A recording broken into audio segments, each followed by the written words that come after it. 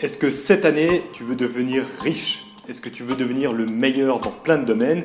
Et pourquoi pas avoir enfin un six-pack? Eh bien, dans cette vidéo, je vais te montrer que c'est pas pour cette année.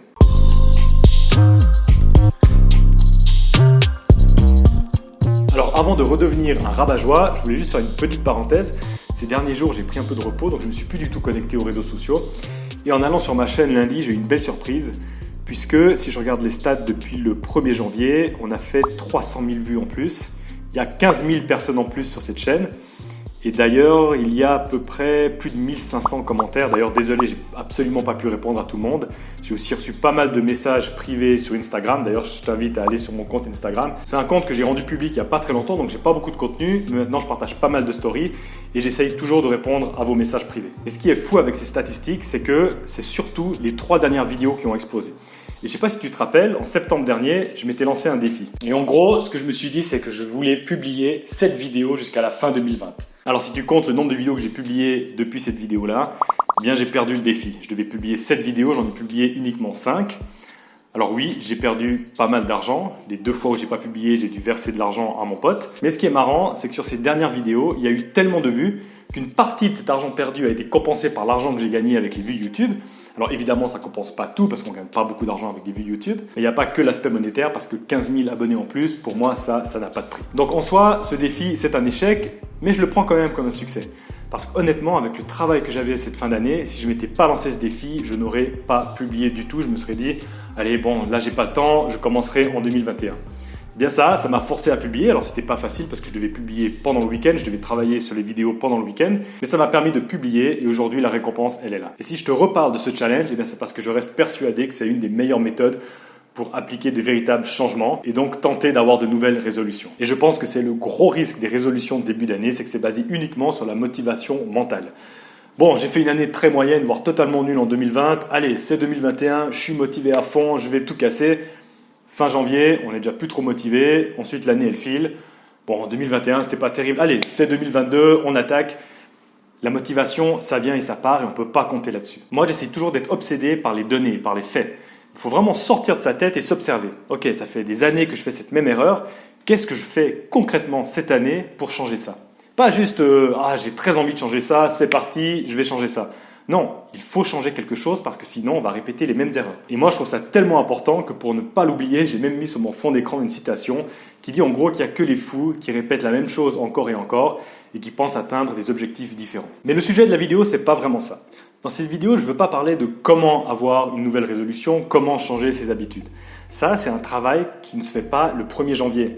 Ça, c'est un process, c'est un apprentissage. Si tu veux changer quelque chose, tu vas devoir essayer plusieurs méthodes. C'est pas le 1er janvier, tu as le plan exact de comment changer toute ta vie et ensuite tu as juste à appliquer et tout va s'arranger. Dans cette vidéo, je veux surtout parler de comment établir ces résolutions. Alors soyons clairs. On aimerait tous cette année être le meilleur dans plein de domaines. On aimerait tous être le meilleur de la classe.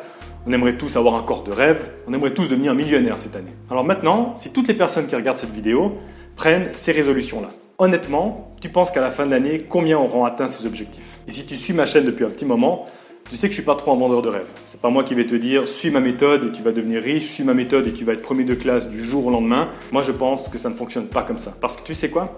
Si tu n'as jamais eu de très bonnes notes, cette année, tu ne seras pas le meilleur de ta classe. Si tu as 40 kilos à perdre, tu ne vas pas avoir un six-pack à la fin de l'année. Et si tu n'as jamais réussi à générer plus de 10 € en tant qu'indépendant, tu ne vas jamais devenir millionnaire cette année.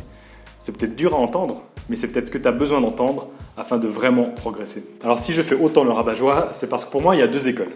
La première école, elle dit qu'il faut mettre des objectifs très ambitieux, très élevés.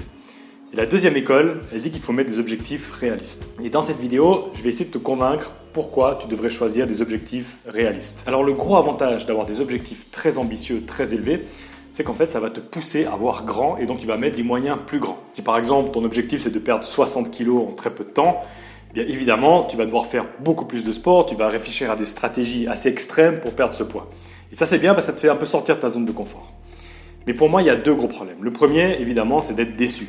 Mais ça, bon, à la limite, tu es déçu, ensuite tu rattaques, c'est pas si grave. Mais le plus gros problème, à mon avis, avec cette méthode, c'est que tu risques de très vite abandonner. Prenons un exemple concret. Demain, tu décides de lancer ta chaîne YouTube. Tu as 0 abonnés, mais tu es quelqu'un de très ambitieux, tu es motivé et tu te dis « Moi, à la fin de l'année, j'ai 100 000 abonnés ». Le problème avec ça, c'est que quand tu vas arriver, par exemple, en avril, tu auras par exemple que 500 abonnés. Et je dis que, mais en réalité 500 abonnés pour une chaîne qui commence et qui a très peu de vidéos, c'est déjà énorme. Mais toi tu visais les 100 000, toi tu voulais le trophée YouTube. Donc tu es en avril, il ne te reste plus que 9 mois et tu dois encore gagner quasiment 100 000 abonnés. Tu es tellement loin du compte que tu risques d'abandonner, tu risques de te dire mais je m'en fous complètement de 500 abonnés, moi je voulais le trophée YouTube et tu vas arrêter. Et il y a aussi un énorme risque de procrastination parce que tu vas te dire ok, pour avoir 100 000 abonnés je dois faire des vidéos qui sont exceptionnelles, donc tu vas jamais vraiment publier parce que tu vas attendre d'avoir la vidéo parfaite et honnêtement ça c'est quasiment impossible. Regarde-moi ma première vidéo comme elle est dégueulasse par rapport à celle-là, c'est un apprentissage, c'est un process. Voiture. Donc vouloir faire trop bien, trop élevé, tu risques d'abandonner trop vite. C'est pour ça que moi, je te conseille de mettre des objectifs qui sont réalistes. Par exemple, si demain tu veux lancer un business, il y a beaucoup de jeunes qui disent « Ah, cette année, je veux être millionnaire ». Honnêtement, avant d'apprendre à créer, à générer 1 million de profit, donc pas de chiffre d'affaires, mais de profit, apprends peut-être à générer déjà 1 000 € de profit. Si tu es dans un business qui a par exemple des marges de 10%, ça veut dire que tu dois quand même vendre pour 10 000 € de marchandises. C'est déjà énorme. Une fois que tu auras appris à générer 1 000 € de profit, tu auras déjà appris énormément de choses. Mets des nouveaux objectifs, des objectifs cette fois-ci plus ambitieux, mais toujours réalistes. 10 000 € de profit. C'est déjà une toute autre étape, il y aura plein d'autres choses que tu vas apprendre, parce que ce n'est pas la même chose entre 1 000 et 10 000. Et quand tu as réussi à faire tes 10 000 €, eh bien tu peux essayer de te dire, ok, je vais faire 50 000 ou 100 000 €. Là, ça va impliquer de peut-être créer une véritable société. C'est un process. Évidemment, il y aura toujours des exemples pour me contredire. Il y a des personnes qui sont devenues multimillionnaires en très très peu de temps. Mais il y a aussi des exemples de gens qui ont créé Facebook ou Twitter. Il y a des exemples de gens qui ont été sur la Lune. Le problème, c'est qu'on prend toujours des cas extrêmes. La grande majorité, elle échoue ou alors elle évolue graduellement. Alors c'est vrai, ça ne va pas te pousser à faire des choses extrêmes pour atteindre des objectifs gigantesques. Mais au moins, et ça c'est le plus important, tu vas passer à l'action. Et c'est pas parce que tu as mis des objectifs réalistes que tu vas pas avoir de bonnes surprises. Si tu es constant, tout à coup tu peux avoir une surprise et tes résultats vont surpasser tes objectifs. Et pour définir un objectif réaliste, moi ce que je te propose, c'est toujours d'avoir un plan d'action. Prenons à nouveau un exemple concret, par exemple à l'école. Disons que ça fait des années que tu as toujours 11 sur 20 de moyenne. Tu n'as jamais vraiment eu de meilleures notes que ça et en moyenne, tu as toujours 11 sur 20. À nouveau, tu peux te dire, cette année, je suis motivé, je vais tout casser, 19 sur 20 ou 20 sur 20. Mais honnêtement, tu n'as jamais réussi à avoir un 15 sur 20, comment tu vas avoir 19 sur 20 de moyenne? Maintenant, si tu as un plan d'action concret, pourquoi pas? Mais pose-toi, prends une feuille et dis-toi, ok, j'ai 11 sur 20. Peut-être que je peux essayer cette année d'avoir une moyenne de 13 sur 20. C'est déjà une belle augmentation. Si ça fait déjà, par exemple, 5 ans que tu as 11 sur 20, avoir 13 sur 20, c'est déjà superbe.